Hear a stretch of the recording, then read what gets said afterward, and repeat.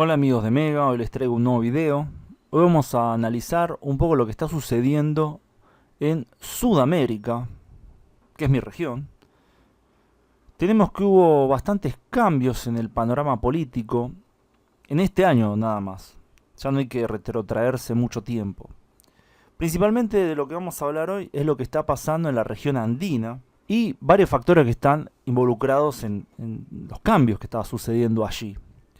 Primero que todo tenemos que decir, bueno, esto es una noticia bastante vieja, pero bueno, en Bolivia, a lo que sería el partido gobernante del MAS, le fue bastante mal en las elecciones regionales. Luego tenemos lo que pasa en Perú, donde el candidato de izquierda, Castillo, llegó al balotaje junto a Keiko Fujimori. Va a enfrentarse a Keiko Fujimori. Keiko Fujimori es de derecha, Castillo es más bien de izquierda populista, algunos lo caracterizan así, yo no sé si es tan así, pero bueno. Y en Ecuador lo que está pasando, o mejor dicho, lo que sucedió fue que el candidato, ahora sí de derecha, triunfó en las elecciones presidenciales. Este candidato Guillermo Lasso le ganó al candidato correísta, y entre estos tres países hay un factor fundamental que es lo que voy a poner foco hoy en día, que es la cuestión indígena. La cuestión de las minorías indígenas, a veces mayorías indígenas, de estos países, porque hay que entender que esta parte de Sudamérica es la región con mayor concentración de población indígena en términos absolutos. Hay muchísimos indígenas viviendo en Bolivia, Perú y Ecuador, y que esto configura en gran parte lo que es el mapa político de esos tres países. Y acá hay que salir rápidamente de un prejuicio que podría ser, bueno, la población indígena, como fue discriminada y postergada durante mucho tiempo, va a ser de izquierda. Y creo que esto ya no se sostiene. Es decir, si bien eso fue verdad durante mucho tiempo y hasta cierto punto lo sigue siendo, es evidente que factores étnicos y políticos trascienden lo que sería esa caracterización tan sencilla, es decir, igualar indígena con izquierda. Lo que vemos ahora más bien es una transformación, o por lo menos uno podría igualarlo o podría ponerlo dentro del mismo grupo, pero muy por arriba. Es decir, realmente eso no ve los matices que hay en las experiencias reales de los movimientos indígenas. A ver, para dar un ejemplo, el mejor ejemplo de esto es lo que pasa en Ecuador. En Ecuador el candidato de derecha gana en gran parte porque muchos de los que votaron al candidato indígena, que era Yacu Pérez, votaron al candidato de derecha, no votaron al candidato correísta. De hecho, el candidato indígena llegó a decir que el pueblo está cansado de una izquierda populista, es decir, no parece, la verdad, una declaración de alguien de izquierda ni populista, ya que usa esos dos adjetivos como una especie de insulto, como una caracterización de algo que él mismo no es y que su movimiento no representa, es decir, ni izquierda ni populista. Obviamente muchas de las demandas de los pueblos indígenas uno las podría caracterizar de izquierda, pero acá está el tema nuevamente de qué es izquierda y qué es derecha, porque en muchos casos muchos movimientos étnicos o nacionalistas parecieran tener demandas de izquierda, de hecho las tienen, pero como las acotan a su propio grupo, terminan siendo en gran parte de derecha. El movimiento identitario en Europa es caracterizado en gran parte de derecha por mucha gente, a pesar de que sus demandas son tomadas de la izquierda tradicional de las décadas pasadas.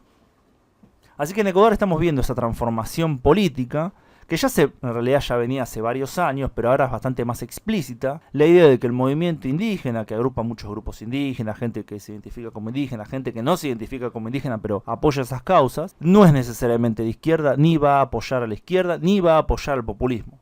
Hace su propio juego y busca el poder para su grupo de representados. Algo bastante lógico.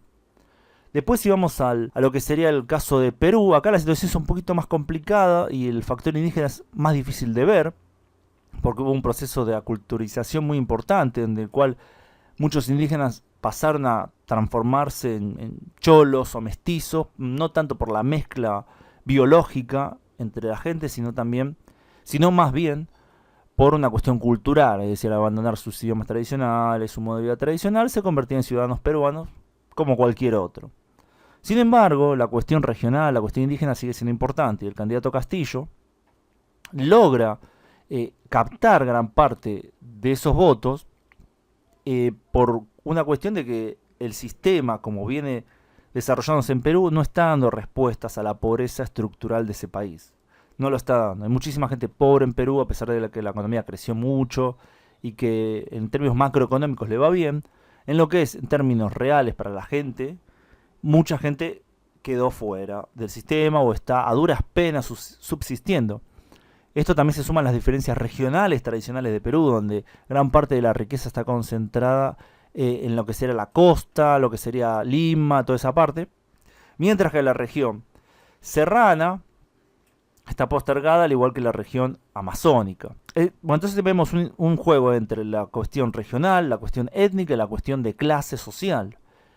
En este panorama fragmentado de Perú, fragmentado, donde la izquierda perdió gran parte de su prestigio, donde la derecha también no tiene mucho prestigio, surgen estas figuras que captan por lo menos un porcentaje de los votos que le permite pasar a la segunda vuelta. Por un lado está Pedro Castillo, que representaría a grandes rasgos lo que sería la izquierda populista, y Keiko Fujimori, que representa más bien a la derecha más conservadora en algunos aspectos. Pero bueno, eso también esconde varias cosas, porque Pedro Castillo puede ser que sea de cierta izquierda populista, por su historia sindical y demás, por su origen también humilde, pero está en contra de muchos de los postulados de la izquierda más moderna, digamos así, más integral al sistema mundial que hay en Latinoamérica. Por ejemplo, se opone a lo que sería el casamiento de la gente del mismo sexo, se opone al aborto, algo que en otras regiones o otros lugares no muy lejos de Perú, como puede ser Argentina, Uruguay o Chile, son más bien vistas como demandas de izquierda. Él, sin embargo, se posiciona en contra de eso y más bien va por el camino de la izquierda más tradicional, populismo más de izquierda tradicional, que son más bien demandas sociales y económicas. Así que acá también el factor indígena es muy fuerte, obviamente en la región serrana, donde gran parte de la población es de ese origen, y se ve cierta también conflicto entre las regiones más pobres contra las regiones más ricas, y cierta correspondencia entre el voto por Pedro Castillo, con los lugares donde hay más indígenas, y por Keiko Fujimori en los lugares donde hay más lo que serían criollos, mulatos, mestizos, etcétera, etcétera. Obviamente esto es más complejo, estoy haciendo un resumen bastante resumido, entre comillas, pero la situación es más o menos así como la estoy diciendo.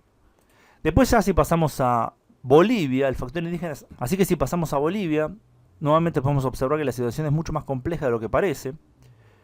Tenemos que, bueno, esto ya sucedió hace un mes, pero bueno, lo que sería La Paz, el noroeste del país, donde está concentrado gran parte de la población indígena de lo que sería el altiplano, lo que sería lo Aymara principalmente, que también hay quechua, gana el candidato indigenista la gobernación de La Paz, que es el hijo del famoso Felipe Quispe, el Mashku, no sé si lo dije bien, que la verdad, acá hay que ser honesto, Felipe Quispe fue racista, fue un racista que estaba en contra de la población no indígena, era en cierto sentido un supremacista indígena, un supremacista aymara en gran parte, que falleció hace muy poco tiempo, en enero.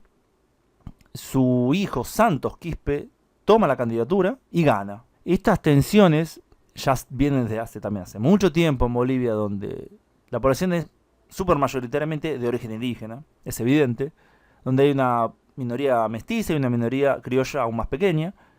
Así que estas divisiones sociales se trasladan a lo que sería dentro de la misma población indígena. Entonces tenemos estos sectores más radicalizados que buscan sus propios objetivos, y por otro lado tenemos otros sectores indígenas que más bien sí están dentro de la izquierda populista tradicional, que puede ser el sector obviamente de Evo Morales y otros, y que se enfrenta. Este enfrentamiento se había olvidado por el gran triunfo del MAS, es decir, todos los votos indígenas se habían sumado ahí. Pero después de tantos años de gobierno del MAS, este sector nuevamente se independiza y busca su propio camino. Que es un camino bastante peligroso, hay que decirlo. Es un camino, está bien, Santos Quispe no es Felipe Quispe, no es lo mismo. Y seguramente será mucho más moderado, esperemos. Pero si sigue el mismo camino, y ya con poder estatal, ya con el poder por lo menos de una gobernación, esto sí podría llevar a cierta fractura política mucho más grave de lo que se ve en Bolivia. Lo que sería también dentro de La Paz, en el Alto, también un indigenista, Eva Copa, gana la elección. Así que vemos un viraje hacia el indigenismo identitario en el oeste de Bolivia, en las regiones con más presencia de Aymara, aunque también hay una gran presencia quechua. Mientras que otras regiones todavía se mantienen fieles al MAS. Otras regiones son fuertemente indígenas, como puede ser el suroeste de Bolivia, son fuertemente indígenas, pero se mantienen leales al MAS, votan al MAS. Obviamente tenemos las regiones orientales, especialmente Santa Cruz. Entonces hay varios racismos. Acá no es que estoy acusando meramente a algún sector indígena de ser racista. Varios sectores son racistas. Los criollos bolivianos, especialmente la parte oriental, son también bastante racistas. Y así que bueno, Bolivia tiene un panorama mucho más complicado en ese sentido. Aunque todas las naciones andinas tienen un panorama complicado en la cuestión étnica, si es que se sigue el camino de lo étnico. Sí, eso, sin embargo, va a la cuestión política, es decir, divisiones políticas entre gente más de izquierda, gente más de derecha, gente más conservadora, gente más liberal. Bueno, la cuestión es otra. No hay una división tan clara, porque puede haber gente de distintas tendencias políticas conviviendo, pero ya cuando se lo lleva al plano de lo étnico, la cuestión es más picante, más difícil, y la verdad es un camino de ida. Es un camino de ida, es muy difícil volver de eso si se lleva a los extremos. Digamos, a la parte histórica, hubo durante muchísimo tiempo enfrentamientos étnicos raciales en la región andina, bastante violentos en muchos casos. Pero bueno, esperemos que no se llegue a eso. Lo más probable es que no, acá lo digo enfáticamente, lo más probable es que no. Pero el camino de cierta división étnica, de que los grupos indígenas busquen su propio beneficio y ya se desliguen de la izquierda populista, es claro. Es claro en Bolivia, pero es más claro aún en Ecuador. Es más claro donde las agrupaciones indígenas están buscando su propio poder más allá de la dicotomía izquierda-derecha. Entonces esta igualación de lo indígena o indigenismo con la izquierda es hoy en día bastante ridícula, y la realidad nos muestra que no es así. Los movimientos indígenas están dispuestos a trabajar en contra de la izquierda populista si es que ven que pueden beneficiarse de ello, como bueno, pasa con el movimiento Pachacutic en Ecuador, como pasa con el movimiento Hayaya en Bolivia, movimientos indigenistas que se oponen a los movimientos de izquierda populista de esos países. Así que bueno, la situación en Sudamérica está complicándose cada vez más, ya se está fragmentando cada vez más. Tal vez la cuestión de Perú podría unificarlos nuevamente si es que el candidato Pedro Castillo logra triunfar en las elecciones presidenciales. Algo que es bastante difícil, hay que decirlo, porque mucha gente se va a agrupar detrás de Keiko Fujimori para evitar ese triunfo.